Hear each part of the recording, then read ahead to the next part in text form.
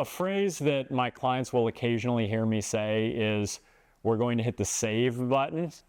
And what I'm referring to when I say that, it is always during our warm-up. Although I feel there is some application within the training session itself, but during the warm-up, we do something here called biphasic stretching.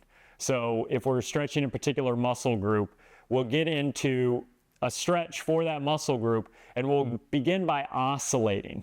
So working in and out of the stretch. With each rep, your body starts to gain a little bit more range, a little bit more range, a little bit more range.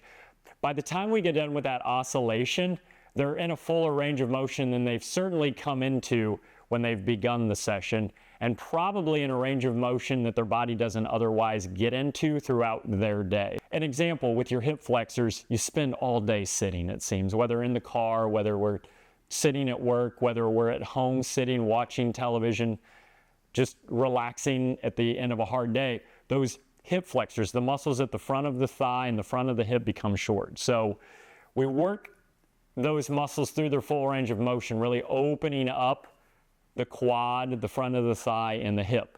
But then after we work through that oscillation to find that deeper, that newer range of motion, we contract, because it's showing that if you just work through kind of that range of motion, your body's going to go back to what it was originally at.